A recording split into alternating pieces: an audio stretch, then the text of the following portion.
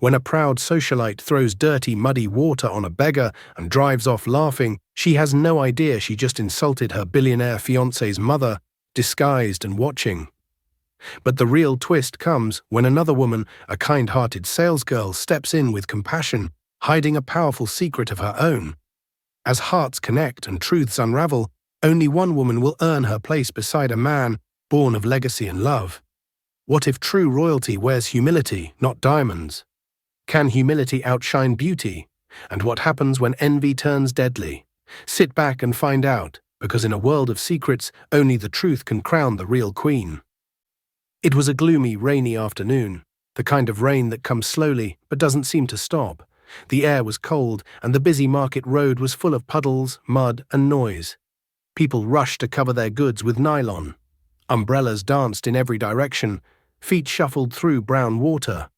By the roadside, under a half-broken umbrella, sat an old woman named Madame Gladys. She wore a faded wrapper and an old scarf tied neatly around her head. Her slippers were wet, her hands folded on her lap, as she waited for the rain to ease. She didn't complain, she just sat there quietly, watching people move, her tired eyes calm and steady. She looked like any other poor, forgotten woman, someone you could pass without a second glance. But there was something in her eyes, calm and watchful, like someone who had seen the world and was still trying to understand it. Then suddenly, a black SUV came from nowhere. It didn't slow down, it didn't care about the mud or the people nearby. Its tires splashed through a large puddle, sending a strong wave of dirty water straight toward Madame Gladys. The old woman gasped as the cold, muddy water hit her face and body. Her wrapper was soaked. Mud covered her arms, her legs, even her hair. She didn't move at first. She just blinked, stunned. The car stopped just a few steps away. Slowly, the tinted window rolled down. From inside, a young woman in heavy makeup, large earrings, and designer glasses leaned out. Her voice was sharp and proud. "Why are you sitting there like it's your village? Poor people like you should stay out of the way. Next time, don't sit by the road like you're in your village," she said with a smirk. "Dirty things belong in dirty places." And with that, the window went up. The car drove off. People around the market stopped. Some stared in shock. Others shook their heads. One woman shouted after the car, "So you can't even say sorry?" Another man muttered, "What kind of human being is this?" Madame Gladys didn't respond. She slowly raised her hand to wipe her face, her fingers trembling. She looked down at her wet clothes, at the dirt on her hands. Then she whispered to herself, "Just a sorry." That's all she needed to say. Suddenly, a soft voice broke through the crowd. "Mama, let me help you." A young woman dressed in a simple supermarket apron bent down beside Madame Gladys. She had kind eyes, and her voice was calm and warm. She opened a small bag, pulled out a handkerchief and a bottle of water, and gently wiped the mud from the old woman's face. "I'm so sorry this happened to you," she said softly. Then she gave Madame Gladys the water, helped her adjust her scarf, and even held her hand to steady her as she sat up straighter. The old woman looked at her for a long moment, her lips shaking, not from cold, but from something else, something deeper. "Thank you, my daughter," Madame Gladys said quietly. "Thank you." The young woman smiled. "It's nothing, Mama. No one deserves to be treated like that." As the rain slowed to a drizzle, the crowd slowly moved on. Madame Gladys sat still on the low stool, the last bits of rain dripping from the edge of the market roof above her. Her wrapper clung to her skin, damp and heavy, but her heart was full, not with shame, but with something warmer, something she hadn't felt in a long time. The young woman beside her, the one who had helped wipe her muddy face, was now holding her arm gently, making sure she was okay. "Thank you, my daughter," Madame Gladys said again, her voice low but steady. The girl smiled, soft and sincere. "You don't talk to elders like that," she replied. "That woman was wrong, completely wrong." Madame Gladys looked at her closely. There was no makeup on the girl's face. Her apron was a little stained from work. She wore simple flat shoes, and her hair was tied neatly at the back. But her eyes were full of light. "What's your name, dear?" the old woman asked. "Emily," she said cheerfully. "I work just down the road at Green Basket Supermarket." She pointed across the street. "I usually help customers with groceries." Madame Gladys nodded slowly. "You're kind, Emily. You have a good heart." Emily looked at the older woman's soaked blouse. The mud had left a large, dark stain across the chest and sleeves. "Mama," she said gently, "would you let me buy you a clean blouse? There's a small shop behind our store, nothing fancy, but I can get something dry for you to change into." Madame Gladys's eyes widened, touched by the offer. She quickly shook her head. "Ah, no, my daughter, don't worry yourself. You've already done more than enough. I'll be fine." But Emily wasn't done. She reached into her pocket and brought out a few folded Nara notes. "Take this," she said, "just for a taxi home. Please." Madame Gladys looked at the money, her hand frozen mid-air. "I can't take that. No, please keep it." But Emily gently placed the money in her hand, closing the old woman's fingers around it. "Mama, let me do this for you. And if you're ever around this side again," she pointed again at the supermarket, "please come in and see me. I'm always there. You're not alone, Mama, okay?" Madame Gladys blinked back sudden tears. She wanted to say more, but her throat was tight with emotion. She nodded slowly. "See you again, Mama," Emily said with a smile before rushing back across the road, splashing lightly through the puddles. Madame Gladys watched her go, the way she waved at a passing customer, the way she smiled at someone helping to carry a basket. And her heart grew soft and heavy at the same time. She looked down at the now crumpled money in her hand. It wasn't the money that moved her, it was the heart behind it. She looked up at the sky, grey but clearing, and whispered quietly to herself, "If only I could have a daughter-in-law like that. I would be very grateful to God." She stood still for a moment, her eyes fixed on the supermarket where Emily had disappeared. A part of her heart felt strangely full. She slowly turned to leave, still clutching the small money Emily had insisted she take. As she walked away from the market road, still soaked but no longer sad, a black SUV turned the corner, cutting through the wet street like a shark through water. Inside the car, the same woman who had splashed her earlier, Bianca, was leaning back in her seat, now dry, warm and glowing. A few hours later, Bianca was reclining in a white robe at Bliss Signature Spa, one of the most expensive places in the city. The air smelled of lavender and vanilla. Soft piano music played in the background. Around her, rich women laughed, gossiped, and sipped fruit-infused water. Bianca held her phone high, searching for her best angle. Click, she typed her caption quickly before posting, "Only the strong shine, Boss Queen energy." Within minutes, the likes started pouring in. "Slay Queen, teach them how it's done, peasants could never." Bianca smiled and tossed her phone onto the table beside her. 2 years ago, this life was only a dream. She had once hawked groundnuts on the street, wore the same slippers until the soles thinned. She had grown up in a one-room apartment with 5 siblings and a leaking roof. But things changed the day she modeled a bold Ankara dress at a small fashion event. A famous designer reposted her picture, and her followers exploded overnight. Now she was a full-blown influencer, known for her luxury lifestyle, confidence, and unapologetic posts. Brands paid her well. People followed her every move. She had a driver, a stylist, and an assistant. Life was good, but deep inside, Bianca still heard the voice of poverty. She remembered hunger, shame. People looked down on her, and she swore to herself every single day, "I know the taste of poverty, and I'll never go back." That's why she hated seeing poor people. To her, they were reminders of where she came from, a place she wanted to erase. Not just escape, but bury completely. She picked up her phone again and posted a new selfie, her nose slightly raised. Put peasants in their place. She laughed quietly. Across from her, her friend Cynthia looked up from her magazine. "You're glowing today, B. What's the secret?" Bianca leaned back and smiled. "Derek." Cynthia's eyebrows rose.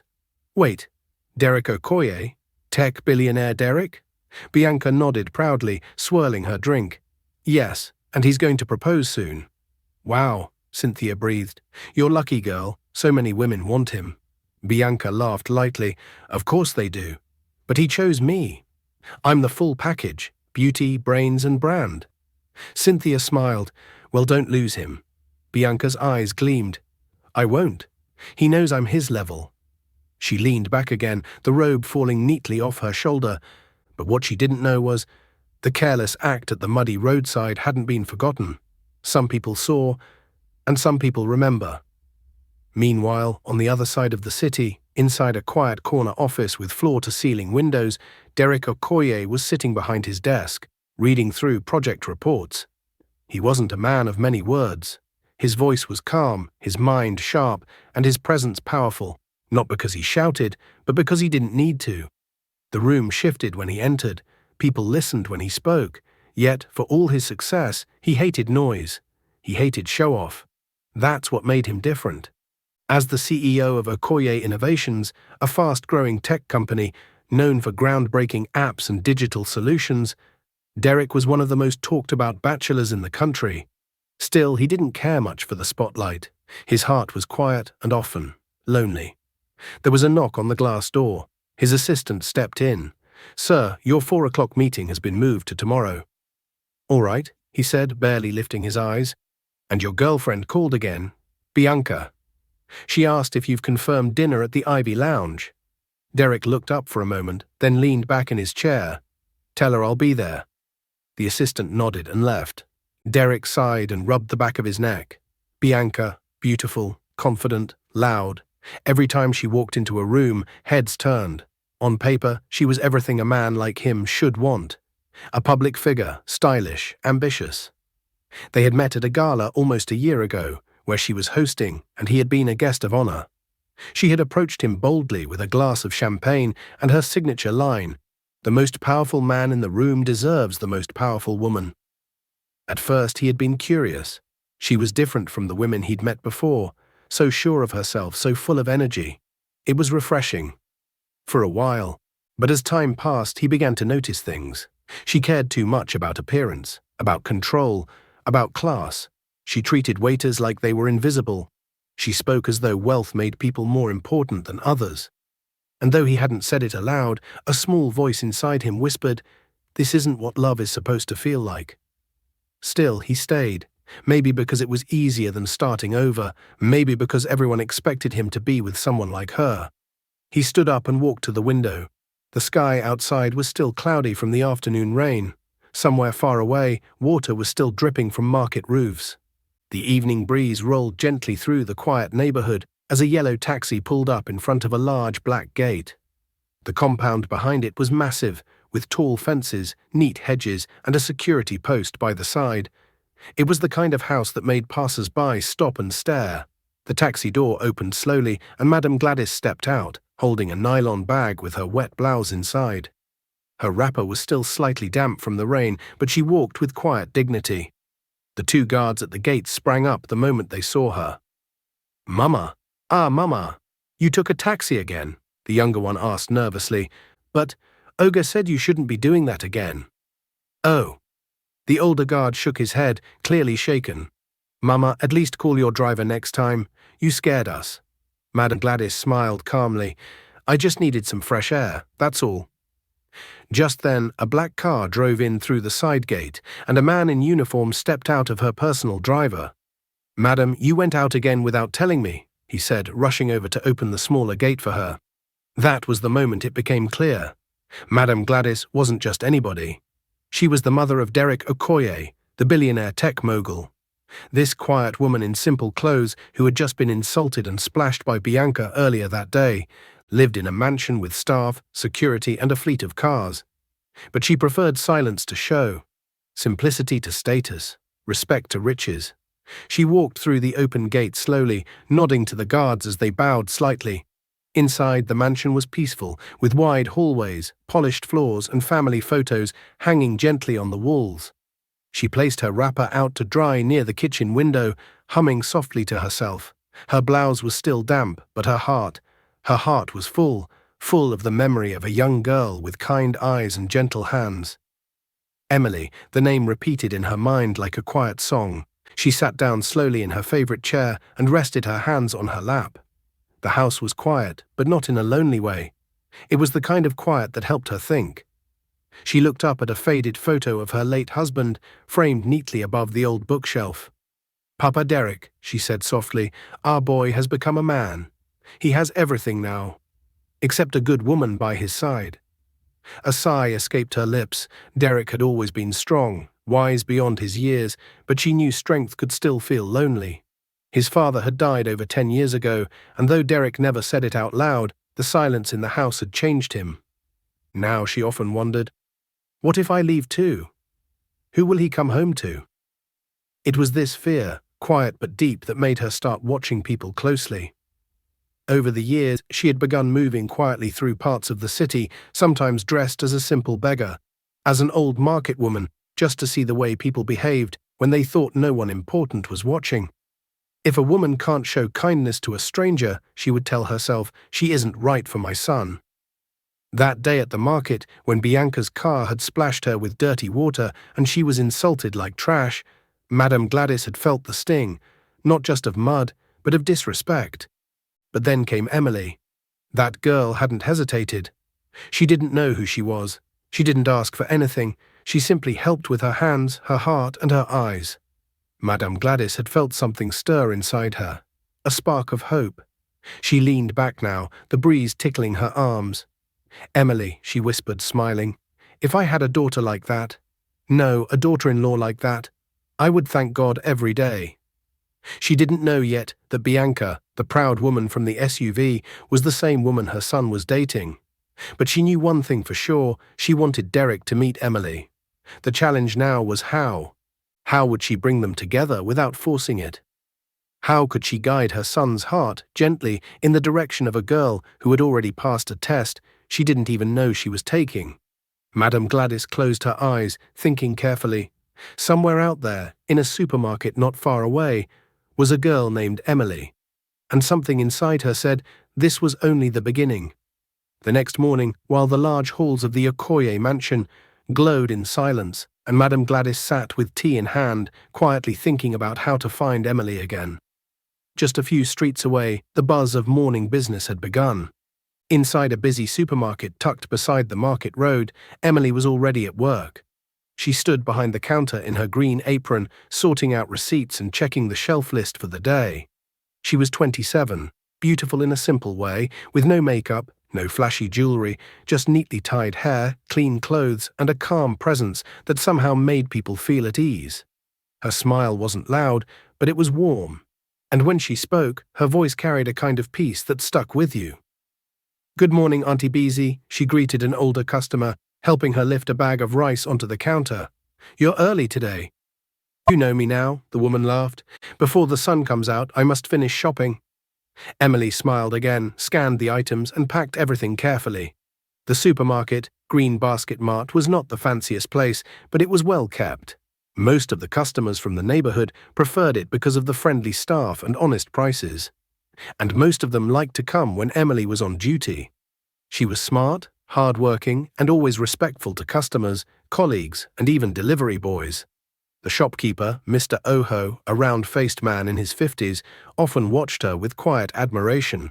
"That girl has sense," he once told another staff member. "She does her work well, never complains, and respects herself." Her colleagues, too, always spoke highly of her. "If I had a daughter like Emily, I would sleep with 2 eyes closed," Mama Kemi, the cleaner, would often say. But what none of them knew, not even Mr. Oho, was that Emily's name was once whispered in the richest homes of the city. She was none other than Emily Johnson, the only child of one of the wealthiest businessmen in the city. She had grown up surrounded by gold gates, marble floors, and private tutors. But it never made her proud. Still, when she turned 24, everything changed. Suitors began to knock. Businessmen and politicians sent gifts to her father. People smiled too much at her, but never looked her in the eyes. Everyone saw her name, her wealth, her future. But nobody saw her. "I want real love," she had once told her mother, "not someone who wants to marry my bank account." Her mother had sighed.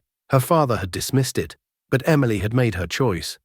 She left. She cut off her cards, packed a bag with simple clothes, and moved far from her old life into a quiet, everyday neighborhood where no one knew her face.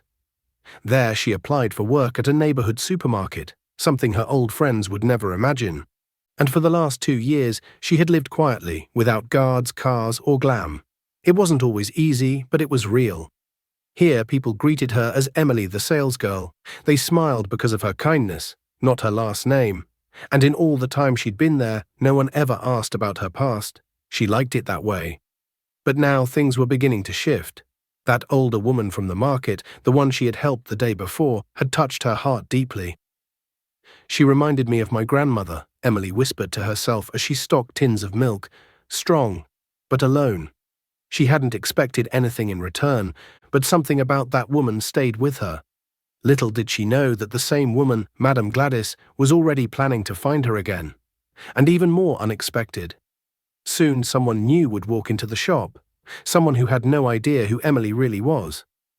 Meanwhile, inside, Madame Gladys sat on the edge of the sofa, her hands wrapped around a warm cup of tea. She was deep in thought, her mind still on the kind girl from the market, Emily. Footsteps echoed softly in the hallway. Derek walked in, dressed neatly in a dark shirt and brown trousers. He looked sharp, but his brows were slightly furrowed. "Mama," he said, standing in front of her, "why did you go out in a taxi again?" Madame Gladys looked up slowly. "So even my driver reports me now?" she asked with a small smile. Derek sighed and sat beside her. "It's not safe. You have cars, a driver. Why would you take a taxi through that kind of place?" She placed her tea on the table and folded her hands gently. "Derek, there's something you need to understand. I don't go out to see danger. I go out to see people. I wear simple clothes, no jewelry, no name, and I watch how people behave when they think no one is watching." He looked confused. "For what, Mama?" "For you, my son." He frowned. "Me?" "Yes," she said softly. "You have everything: wealth, power, respect. But one thing is still missing. A woman who truly sees you. Not your money, not your company.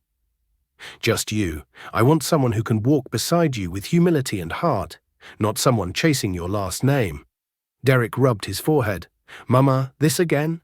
I've told you already. I have someone. I'm not a boy anymore." She blinked. "Wow, really?" He nodded. "Yes. I'll introduce her to you soon, so please, no more matchmaking. No more tests." Madame Gladys held his gaze. "If she is the one, if your heart is truly at peace with her, then I have no problem, my son. I just want to be sure you're choosing with your soul, not your eyes." Derek stood, gently kissing her forehead. "Thank you, Mama, but trust me, I know what I'm doing." She smiled faintly, watching him walk out the door, briefcase in hand, but deep inside her heart was not fully convinced. That evening, on his way home from a long day at the office, Derek asked his driver to stop at the market junction. "Just want to grab a cold bottle of water." He got out and walked into a nearby corner shop, Green Basket Mart. The bell above the door jingled softly as he entered. Behind the counter stood a young woman in a green apron, neatly dressed, her hair pulled back into a bun. She looked up and offered a gentle smile. "Good evening, sir. Welcome." Derek nodded. "Just a bottle of water, please." She handed it to him and told him the price. As he paid, their fingers touched for a brief moment. She was polite, quiet, not overly chatty like some people were when they saw someone in a nice shirt or expensive shoes. Her voice was calm, her energy peaceful. Something about her felt different. "Thank you," he said, already turning to leave, but as he stepped outside, he heard the soft patter of shoes behind him. "Sir, your change." He turned. She held out a small folded note with both hands. "You forgot this," she said, a little shy, eyes avoiding his. He smiled and took it. "Thank you. Most people wouldn't bother," she shrugged. "It's not mine. You worked for it." He stared at her a second longer than usual. There was nothing flashy about her. No heavy makeup, no fake accent, just realness. "Have a good evening," she added, walking back inside. "You too," he replied softly. As he stepped back into the car, the driver asked, "Everything all right, sir?" Derek nodded slowly, eyes still on the shop window. "Yeah, just an interesting girl." He didn't know her name, she didn't know who he was. And neither of them knew. This simple meeting was about to change everything. The following morning, the sun was soft, casting a gentle glow over the market street. It was a quiet day, the kind Madame Gladys liked best. The air was fresh, and the roads were drying up from the week's rain. She sat in the back seat of the car, dressed once again in her simple wrapper and plain blouse, her scarf tied neatly. Her driver glanced at her through the rear-view mirror. "Are you sure you don't want me to wait close by, Ma?" No, just park somewhere nearby. I won't be long, she replied. Her eyes were focused ahead on a small green sign that read, Green Basket Mart. As she stepped out and entered the shop, the little bell above the door rang gently. Behind the counter, Emily looked up, and her face immediately lit up. "Mama, you came!" she exclaimed, hurrying from behind the counter. Madame Gladys smiled warmly. "I told you I would, didn't I?" Emily brought out a plastic chair and guided her to sit, fussing like a granddaughter. "You didn't have to come all this way. If you needed anything, I could bring it to you." "I didn't come to buy anything," Madame Gladys said, chuckling. "I just wanted to see you. You remind me of someone dear." Emily's cheeks warmed with the compliment. She bent slightly and spoke gently. "Mama, I've been thinking. If I can save for a few more months, I can help you set up a little table or kiosk behind the supermarket. Something small, maybe for vegetables or eggs. You can sit there and still earn something without stress." Madame Gladys looked at her, deeply moved. "You want to do that for me?" "Yes. I may not have much, but it would make me happy." Madame Gladys shook her head slowly, tears nearly gathering in her eyes. "My daughter, you don't even know me. And you don't even have much. Yet you want to give." Emily hesitated. Her heart beat faster. This was the moment. She almost said it, almost told the woman everything. About who she really was. That she wasn't just a salesgirl. That she could afford to build her not just a kiosk, but an entire store if she wanted to. But something held her back. Her voice came out low. I'll explain everything next time. I promise." Madame Gladys touched her hand gently. "You don't owe me anything, my dear. Your heart has already spoken louder than money." Just then the little bell above the door rang again. Before either of them could look up fully, a tall figure bumped into Madame Gladys at the entrance. Bianca, head held high, designer bag over one shoulder and her usual sharp scent floating around her. She stumbled slightly, then stepped back, her face twisting with disgust. "Oh, not you again," she snapped, fanning herself dramatically. "You're still walking around smelling like gutter water." Madame Gladys stepped aside quietly, saying nothing. "I spent thousands on my outfit today," Bianca went on, "and now this old hag has ruined it with her poverty stench." Her voice was loud, rude, cruel. But she wasn't ready for what came next. Emily had heard everything. She rushed out from behind the counter, her eyes blazing. "Excuse me?" she said firmly. "You don't speak to her like that." Bianca raised an eyebrow, then burst into laughter. "Oh look, the salesgirl with an attitude. Of course, filth sticks together." Emily stepped forward, her voice steady. "Being rich doesn't make you better, and insulting the elderly doesn't make you bold, it makes you empty." Bianca rolled her eyes and flipped her hair. "Spare me the sermon, Mother Teresa. You sell milk for a living, don't talk to me about class." She turned and stormed off, heels clacking, perfume trailing like smoke. The store fell silent again. Emily turned to Madame Gladys, her chest still rising and falling. "I'm so sorry, Mama. You didn't deserve that." The old woman smiled, eyes moist with emotion. "No need to apologize, my daughter. You defended me. Again, I just think young women like that still have a lot to learn about how the world works." Emily walked her to the door and watched as she disappeared down the road. And as Madame Gladys entered her waiting car, she clutched her chest softly. "If only he knew," she whispered.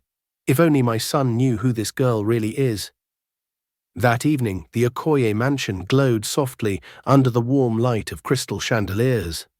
The dining table was being carefully set, silverware polished, napkins folded neatly, and wine glasses standing like quiet guards around the plates. Everything was being prepared for what Derek called a special dinner. In the living room, Madame Gladys sat on her usual chair, sipping tea quietly as Derek walked in, loosening his tie. "Mama," he said calmly, "I want to introduce you to someone." She raised her eyebrows, pretending not to expect it. "Who is she?" "Bianca," he replied. "My fiancé. I told you about her before. I want us to have a proper dinner together, the three of us." Madame Gladys nodded slowly. "All right then, let's meet her." A few hours later, at exactly 6:45 p.m., the black SUV pulled up in front of the mansion. Bianca stepped out, heels clicking smartly on the pavement. She wore a fitted red gown that shimmered with every step, a diamond necklace around her neck, and makeup done to perfection. Her bag was designer, Her nails sparkled. Her smile was sharp with excitement. "Tonight is the night," she whispered to herself, touching up her lipstick in the car's side mirror. "He's finally going to propose." She rang the bell and was led inside by a butler. "Sir Derek is waiting in the dining room, Ma," the butler said. She walked in confidently, expecting candlelight and maybe a velvet box on the table. But what she saw made her feet freeze. Sitting calmly at the end of the long dining table, dressed simply in a clean wrapper and soft blouse, was the last face she ever expected to see. The old beggar woman she had splashed mud on and insulted outside the market. Bianca's eyes widened, her body stiffened, her mouth opened slightly, but nothing came out. Just then, Derek entered the room, smiling. "Mama," he said, motioning with his hand, "meet Bianca, my fiancé." Madame Gladys rose slowly, her eyes cold but calm. "Oh, we've met already," she said, her voice sharp as glass. Twice, in fact. Bianca looked at Derek in horror. What is she talking about?" she stammered. Derek turned, confused. "Mama." Madame Gladys stepped forward, eyes fixed on Bianca.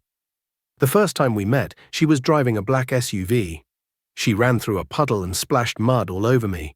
Instead of saying sorry, she yelled at me from her window. 'Poor people like you should stay out of the way.'" Bianca's face turned pale. "That's not—" She started, reaching for a defense, but Madame Gladys cut her off. "The second time, she bumped into me at a supermarket. Again, insults. She said I smelled like poverty, that I ruined her designer dress just by standing there." Derek's smile disappeared. He stared at Bianca, stunned. "Bianca, I didn't know she was your mother," Bianca blurted, forcing a weak laugh. "I thought she was it was a misunderstanding." Madame Gladys folded her arms slowly. "Exactly, you didn't know. That's the point."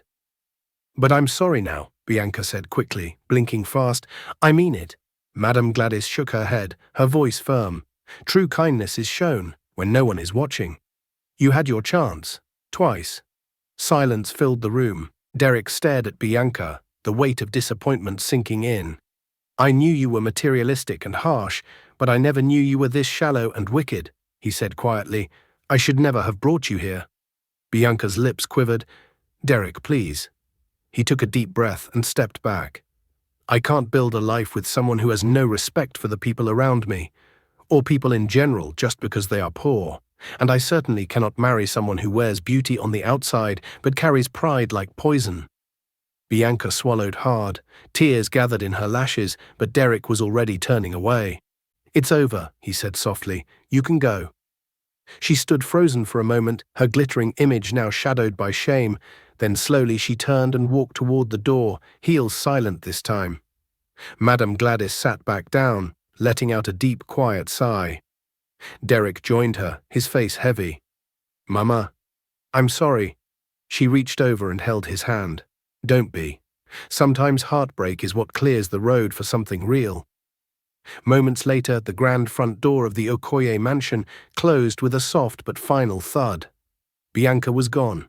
The air inside the house shifted, lighter now, clearer. The scent of expensive perfume faded as silence returned.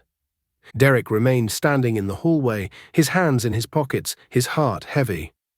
He turned and walked slowly back into the sitting room where Madame Gladys sat waiting. Her expression was calm, but there was a softness in her eyes, not pride, not "I told you so," just understanding. He lowered himself onto the couch beside her and let out a long sigh. "Mama, I'm sorry." She turned her head toward him, her face gentle. "For what, my son?" "For almost bringing the wrong person into this family. I didn't know she treated people like that. I swear I didn't." Madame Gladys reached for his hand and gave it a soft squeeze. "You didn't do anything wrong by believing in someone, Derek. But I'm proud of you for letting go when the truth came out." Derek looked at her. "It still hurts, though." "Of course it does," she nodded. "But pain that teaches is never wasted." She sat up straighter, her voice quiet but firm. "Derek, respect should not be given to someone simply because they're rich, famous, or well-dressed. It should be earned by how they treat others, especially those who have nothing to offer them." He nodded slowly, reflecting on her words. Then she smiled. "But I didn't call you back here just to speak about her. He looked at her curiously. "Oh," she chuckled softly, "I want to introduce you to someone." Derek's eyebrows lifted slightly, but she raised a hand before he could protest. "No matchmaking, I promise. Nothing serious, just a young woman I met recently. She helped me when she didn't know who I was. She showed me kindness, even when I looked like I had nothing. That's not common these days." He smiled faintly, remembering the things his mother had always taught him growing up. "You really like her?" "I respect her," Madame Gladys said. "She has a good heart, and there's something peaceful about her presence, like a fresh breeze after heavy rain. I thought, maybe you could meet her, even just as friends." Derek leaned back on the sofa, rubbing his jaw thoughtfully. "Mama, you know I don't want you picking girls for me," she laughed. "I'm not picking. I'm only suggesting you open your eyes where it matters." He laughed softly too, then nodded. "All right, I'll make time. Maybe next weekend." "That's fine," she smiled. "I'll let her know." He stood and bent to kiss her forehead. "Thanks for always looking out for me, Mama. Even when I don't deserve it." She touched his cheek. "You always deserve love, Derek. Just make sure whoever gives it understands what it means." As he walked off toward his study, neither of them knew. He had already met the girl she was talking about, the same girl who gave him back his forgotten change, the one with quiet eyes and steady hands. The next afternoon, the bell above the door at Green Basket Mart jingled softly. Emily, restocking canned goods behind the counter, looked up and blinked in surprise, but not displeasure. Derek stepped in, dressed simply in a plain white shirt and jeans. There was no driver, no wristwatch gleaming with diamonds. Just him, tired eyes, a gentle smile. "Back again?" she asked warmly. "Apparently I'm very bad at remembering to buy water in bulk," he replied with a soft chuckle. She smiled and handed him a cold bottle before he even asked. Something about Emily's presence had a way of calming him, like walking into a place where the world stopped spinning so fast. Her kindness wasn't loud, but it was steady, and over the past week Derek found himself returning again and again, just to see her. He never told her who he was, only that he was Derek, simply Derek. He didn't tell her his last name or his wealth, and she never asked. And Emily, she didn't reveal anything either. She didn't speak of the family estates or her father's business empire. She didn't explain why a girl with the poise of a diplomat and the grace of a queen was selling rice and sardines in a small neighborhood mart. They simply talked. At first, it was small things. The weather, funny customers, the best bread in the area, then slowly more. One evening, after her shift ended, Derek waited outside, leaning casually by the entrance. "You walk home?" he asked. "Most days," she said. "Helps me think." "Can I walk with you?" She hesitated a moment, then nodded. And that walk turned into many walks. They spoke about life, how noisy the world could be, how real peace felt rare, how not all that glitters is gold. Derek found himself opening up in ways he hadn't with anyone, not even Bianca. Not his colleagues, not even fully with his mother. Sometimes, he confessed one night, you meet someone who checks all the boxes. Beauty, ambition, reputation, but their heart, it's empty, cold. Emily looked at him, listening, never judging. And other times, he continued, you meet someone who makes you feel calm, just by being near them. You feel like you've come home. Her cheeks flushed gently at his words, but she kept walking. He noticed the way she didn't brag or try to impress him. Yet somehow, everything about her was impressive.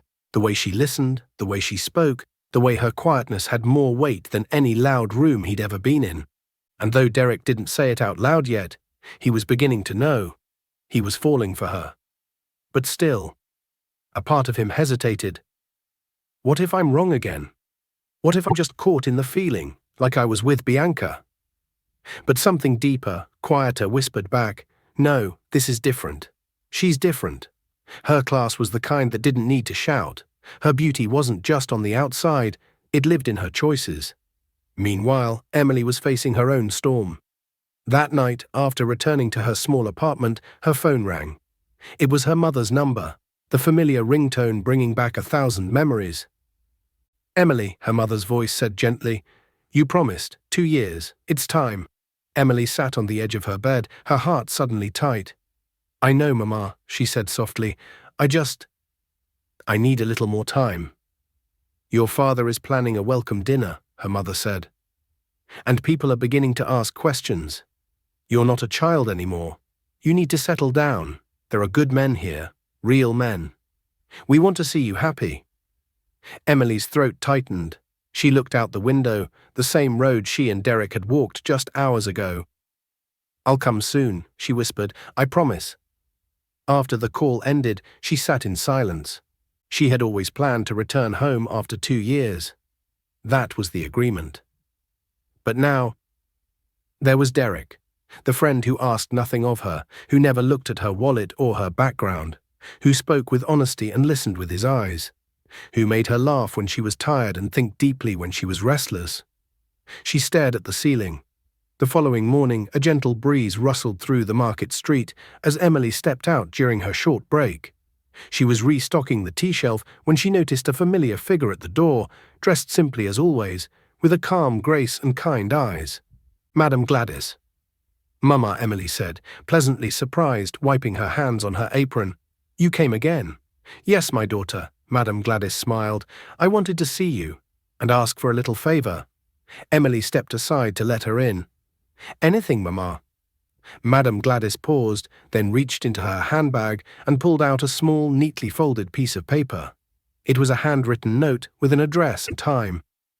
"I'd like you to visit me," she said softly, "at my home. Nothing serious, I just want you to meet someone." Emily blinked in surprise, then smiled. "Of course, I'll come on my day off."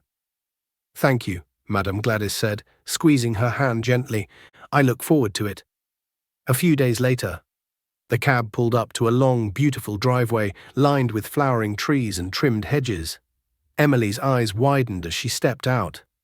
In her mind, she'd expected a small flat or maybe a bungalow on a quiet street. But this was a mansion. Elegant, quiet, grand, much like her own family house. She looked at the paper in her hand again, then at the tall black gates and the security post. "This can't be right," she whispered to herself. Still, she walked forward. The guard checked the name on the paper and nodded respectfully. "You're expected," he said, waving her in. Her heart beat faster as she stepped through the gate. The compound was breathtaking. She adjusted her dress, suddenly feeling nervous. Then the front door opened, and there he was. Derek. Wearing a simple grey shirt and black trousers, standing tall with a mix of surprise and something else in his eyes, a spark. Emily stood frozen. "You?" He stepped forward, a stunned smile forming slowly. "You're the one Mama invited?" She nodded slowly, still stunned. "You live here?" He chuckled, rubbing the back of his neck. "Yes, this is my home." She blinked, then laughed softly. "And here I was thinking you were just a really humble guy who liked bottled water a lot." "I do," he grinned. "But now you know I'm also the guy who forgets change just to keep coming back." She blushed lightly. "Come in," he said gently. As she entered the grand house, Madame Gladys came down the stairs, already beaming. "Ah, you've met him," she said, pretending not to notice the surprise still on Emily's face. "Yes, Mama," Emily smiled. "Turns out we already knew each other." Dinner was light, warm and filled with laughter, but all through the meal, Madame Gladys noticed something. The way Derek stole glances at Emily, the way he leaned slightly closer when she spoke, the way his smile softened every time their eyes met. After dessert, Madame Gladys stood and gave them space. Later she invited Emily for a quiet chat in the garden. They sat under a shaded tree, and Madame Gladys turned to her gently. "My daughter, I am glad you came, and even more glad you've met my son." Emily sighed, folding her hands nervously in her lap. "Yes, Mama, I am happy I came around too. Seeing all this, knowing who you really are, I think it's time you knew who I really am too." She took a deep breath. "My name is Emily Johnson. I'm the daughter of Chief Williams Johnson.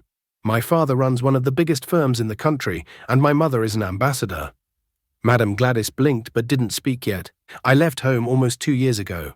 I was tired of being told who to marry, tired of people pretending to like me for who I wasn't. I wanted something real, peace, purpose. So I came here, left my identity behind, and took a simple job to live like a regular person." Madame Gladys looked at her for a long moment, then she smiled warmly. So I see. I wasn't the only one with a secret. Emily laughed softly, the tension easing. Seems we both had reasons to hide, Mamma. Madame Gladys touched her hand, but the truth always finds its way out. And so does love. They sat in silence for a while, a shared understanding settling between them, not just as women, but as mothers, daughters, seekers of truth, and keepers of powerful secrets. That night, the moon hung quietly over the Okoye mansion, silver light pouring through Derek's window as he sat in his study, lost in thought. Emily. He whispered her name under his breath like a secret prayer. It's been 3 days since the quiet dinner at the mansion, 3 days since the day he discovered she was the same kind-hearted girl who had always stood up for his mother, but he still couldn't get her off his mind. How did I meet her? Not once, but twice. First as the girl who handed him his forgotten change, then as a woman who had comforted his mother without knowing who she was. There was no pretending anymore. Derek was in love. It wasn't just her beauty, though she was lovely. It wasn't even her kindness, though it pulled him in like gravity. It was her essence, quiet, grounded, deep. I have to tell her, he thought. She has to know how I feel. At that same moment, across town, Emily sat in her small apartment, staring at her reflection in the mirror. He's not just a kind stranger. He's Derek Okoye, the billionaire, the son of Madame Gladys, a woman she respected deeply. And yet, he hadn't treated her differently. He'd never once acted entitled or arrogant. And that made her heart ache more. He deserves the truth, she whispered to herself. He has to know who I really am before this goes any further. But neither of them knew. A storm was already brewing. Meanwhile, in a high-rise apartment across the city, Bianca paced angrily in heels she no longer felt strong in. Her flawless nails were chipping. Her influencer posts were getting fewer likes. And Derek? He wasn't answering her calls. She had been calling, texting, even showing up at places they used to visit. Finally, after days of silence, her phone rang. Derek. She answered before the first ring could even finish. Derek, thank God. I've been trying to… Bianca, he said calmly but firmly, this has to stop. Please, just let me explain. I'm not angry anymore, but we're over, really over, it's done. Click. The call ended. She froze. Her chest rose and fell quickly, rage and panic rushing through her veins. How dare he? How dare he throw me away like that? For what? Just because I spoke harshly to an old woman? Is it my fault she decided to look poor? Why couldn't she just show up classy and rich? Later that day, while scrolling through an influencer's post about socialites in the city, Bianca saw it, a blurry picture of Derek and a girl walking side by side outside a cafe. Her heart dropped. That girl. She zoomed in, the same face from the supermarket, the one who had defended that old beggar woman. No, she wasn't a beggar. She turned out to be Derek's mom.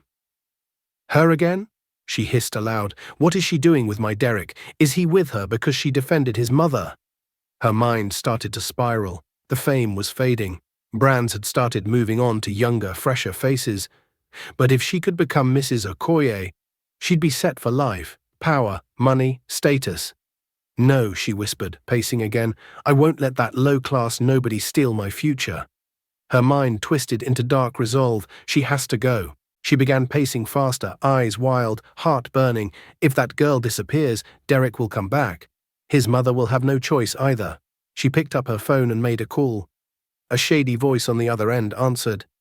I need something done. Quietly. Back in the Okoye mansion, Madame Gladys was watching the night sky when Derek came outside. Mama, he said. Yes, my son? I've made up my mind, she turned to him. About what? Emily, I want to tell her how I feel, and I want to know how she feels about me. Madame Gladys smiled gently. I think you should too. I don't want you to lose someone like that. Such a jewel is hard to find. Derek smiled faintly, hopeful but unaware of the shadow that was silently creeping toward the woman he was falling in love with. The morning sun rose gently over the city, spreading golden light across rooftops and rustling trees. Inside the Okoye mansion, Derek stood by his bedroom window, phone in hand, heart quietly racing. Today was the day. He had made up his mind the night before, after the talk with his mother, after all the signs, after the way his soul felt lighter around Emily. She has to know how I feel. And I need to know how she feels too. He tapped his phone screen and typed, "Hey, Emily, I was wondering, would you like to have dinner with me tonight? Just the two of us. Nothing fancy. Just us. I'd really love to see you." Not even 2 minutes later, her reply came in. "I'd like that. I was hoping to talk to you too." Derek smiled to himself, a calm peace washing over him. But peace can be a fragile thing. And that morning, while Emily laid out her simple dress for the evening and packed away her apron from the supermarket, a car had parked quietly across the street from her apartment. Inside sat a man in a black cap, pretending to scroll on his phone. But his eyes never left the door. And not far from him, behind dark sunglasses and a scarf wrapped tightly around her face, sat Bianca. Watching too. "She thinks she's won," Bianca whispered bitterly. "Let's see if she can win from the ashes." A few hours later, at the Johnson family mansion, Emily's parents were having tea in the garden when their trusted bodyguard Christopher burst in, breathing hard. "Sir, madam." "What is it?" Chief Johnson asked, already standing. "Emily, something's happened. I was watching as usual from across the road. She didn't return home after her shift. Some men grabbed her near the corner of the street. I tried to follow, but I lost them." "What?" her mother screamed, standing so quickly the chair fell over. "I called the station immediately, but there's no news yet. No ransom, no calls, no demands, nothing." Her father's face turned pale. "Put out a reward immediately, 500 million for her safe return, no questions asked." "Yes, sir?"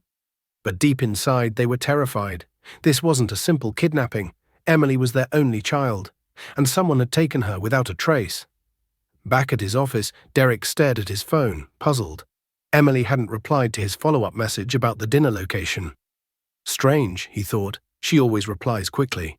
He tried calling, no answer, tried again, still nothing. A nervous chill crept into his chest. Maybe her phone's dead, or she's busy. But the uneasy feeling only grew stronger. Then his phone buzzed suddenly. It was a forwarded article link from his personal assistant. He clicked on it casually, and then froze. Breaking. Chief Williams offers 500 million for safe return of missing daughter, Emily Johnson. Below the headline was a photo of the girl who had been haunting his thoughts for weeks. Emily. His Emily. The caption read, "Chief Williams, one of Nigeria's wealthiest businessmen, is offering a reward for any information leading to the safe return of his only daughter, Emily Johnson, who went missing earlier today from her apartment." Derek nearly dropped his phone. Emily? Johnson? His thoughts spun wildly. She never told me. She's Chief Williams' daughter. She is a billionaire herself, even richer than he is. And yet she had worked in a supermarket, walked home, laughed with him under streetlights. She never used her name, never played the rich card, never even hinted. His heart swelled with both awe and panic. She's missing, and he must find her now, no matter what it took. Just as he turned to grab his keys and run out the office door, racing towards the parking lot in panic, a voice called behind him. "Sir Derek, sir." He turned. An elderly man, one of the old traders who sold fruit across the street, was waving and rushing toward him. "You know that fair girl you always come to see at the supermarket?" the man panted. "Yes." "Emily?" Derek asked quickly. Yes, I saw her earlier today, but something not good happened." "What do you mean?" "Some men pushed her into a black car by the corner road near her house. I saw it with my 2 eyes. They took her to that old warehouse near the railway line. You know, the place that always looks abandoned." Derek's chest tightened. Yes, I know it. Go on." "They carried kerosene or fuel inside. I think they want to burn the place, burn her inside." Derek's eyes widened in horror. "What? Did you call the reward line?" "No," the man interrupted, shaking his head. "She helped me once when my wife was sick. She bought all my fruits without asking the price and even gave me extra to feed the kids. She took me to the chemist. I don't need money, I just want to see her safe. Go now, before it's too late." Derek didn't wait another second. Thank you so much." He jumped into his car and sped off like his life depended on it. because someone else's life did. The roads blurred, his heart pounded, his hands shook as he called the police, shouting out the warehouse location. But even if they came late, he wasn't waiting. Inside the warehouse, Emily lay tied to a chair, her mouth gagged, heart racing in fear. Darkness surrounded her, and in the shadows she heard the clink of a bottle. Then a voice she would never forget. "Goodbye, little supermarket girl, Bianca." She lit a match and smiled. Smoke curled into the dusky sky as Derek's car screeched to a halt, just outside the crumbling warehouse near the railway line. The scent of burning fuel hit him immediately, sharp, toxic, terrifying. "Emily," he shouted, sprinting through the rusty doors. Inside, flames licked the wooden crates stacked against the far walls. The heat was rising fast. Then, through the smoke, he saw her, tied to a chair, eyes wide with fear, the fire only meters away. "Emily," he yelled again. Her muffled cry was weak, but it was enough. Without a second thought, Derek lunged forward. A beam cracked overhead. Sparks fell dangerously close, but he didn't stop. His hands worked quickly, pulling at the ropes, freeing her arms, then her legs. She was coughing hard, her eyes filled with tears, not just from the smoke, but from the sight of him. "You came," she whispered hoarsely. "I'll always come," he said, lifting her gently into his arms. They barely made it out before the fire surged higher behind them. Outside, a siren wailed in the distance, the police and fire services finally arriving. Derek placed Emily down safely on the grass just beyond the building. His arms trembled, not from exhaustion, but from everything that had just happened. He looked at her, her face ash-streaked, her hair a mess, but still the most beautiful thing he had ever seen. "I thought I lost you," he said softly. "You almost did," she whispered, her voice shaking. They sat there for a moment, side by side in the cooling night. And then the silence broke. "Derek, my name is Emily Johnson. I'm not a supermarket girl. I'm the daughter of Chief Williams." He smiled, gently brushing soot off her cheek. "I know. I found out today. From the news." "I wanted to tell you," she said, "but I was scared. I've lived so long hiding who I am, afraid people would only see the wealth, not the person." "Emily," Derek interrupted, his voice steady. "I saw the person from the very beginning. The girl who wiped mud off a stranger's face. The one who listened when I talked. The one who smiled at the world even when it wasn't kind to her." She blinked, stunned by his sincerity. "And I'm not just an ordinary man either," he added quietly.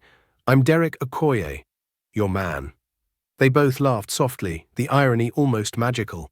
No more masks, no more guessing, no more hiding. "So what now?" she asked, her voice barely above a whisper. "Now," Derek said, taking her hand, "we go home." Later that week, Emily stood at the entrance of her family's estate, holding Derek's hand tightly. Her parents, Chief and Mrs. Williams, came out to receive them, already informed by the bodyguards and relieved beyond words to have their daughter home. When they saw Derek, the man who had saved her life, they were moved. "You have our gratitude," her father said, shaking Derek's hand firmly. "But more than that, our respect." Her mother embraced Emily tightly, whispering, "I see it in your eyes." "This is the one," Emily smiled. "Yes, Mom, this is the one." Later that day, a public statement was released, not just announcing Emily's safe return, but introducing Derek and Emily's relationship to the world. Photos of them together surfaced, Derek with his arm around her, Emily glowing beside him. The sun rose brightly over the city as social media buzzed with a headline that sent waves through every corner of the internet. "Billionaire heiress, Emily Johnson engaged to Derek Okoye, from humble beginnings to true love." In a quiet supermarket tucked near the market, Emily's former co-workers huddled around a small TV screen behind the counter. Mouths dropped open, eyes widened. "Wait, our Emily? That same girl who used to sweep the floor every morning? She's a billionaire heiress." The shopkeeper, Mr. Tunde, shook his head with a grin.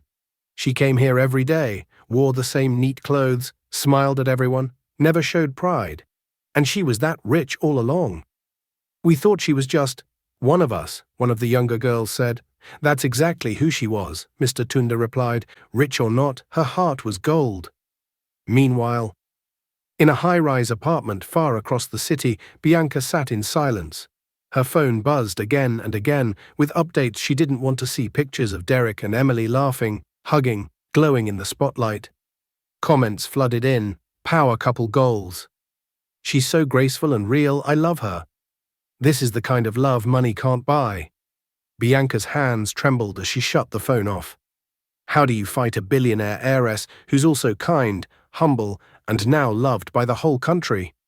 You don't. You lose. Just then a knock. 3 firm knocks on her door. She opened it, only to be met by 2 police officers. Miss Bianca Ague, one said, showing a warrant. You're under arrest for kidnapping and attempted murder. You have the right to remain silent. What? No, wait. This is a mistake. We have evidence, the officer interrupted. Voice recordings, messages, and witness testimony, courtesy of Mr. Derek Okoye's private investigation team. Bianca's legs gave way as she was handcuffed and led away, her empire of selfies, sponsors, and spotlight crumbling behind her. Weeks later, under the golden canopy of a luxurious but peaceful garden, Derek stood at the altar, waiting. He smiled as he watched Emily walk toward him in a simple but elegant white gown, her presence radiant, her smile soft but strong. After the vows were exchanged and the kiss sealed their love, the reception lit up with joy and laughter. Madame Gladys stood to give a toast, her voice rich with emotion. Love is not built on titles or class, she said, raising her glass. It's built on kindness, on respect, and truth. Emily's parents smiled proudly, holding hands as they watched their daughter finally find peace and love. Later, the market bustled with activity, just like always. Emily, now dressed in a modest blouse and sandals, walked through the familiar street with a soft smile on her face.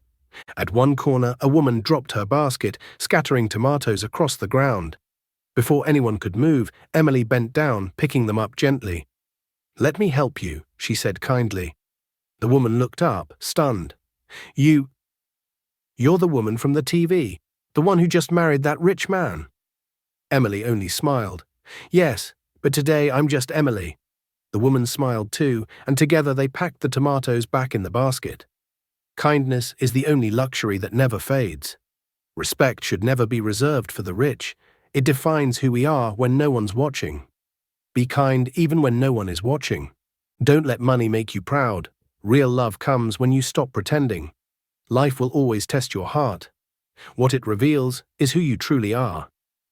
Thank you for following this journey of humility, heart, and healing.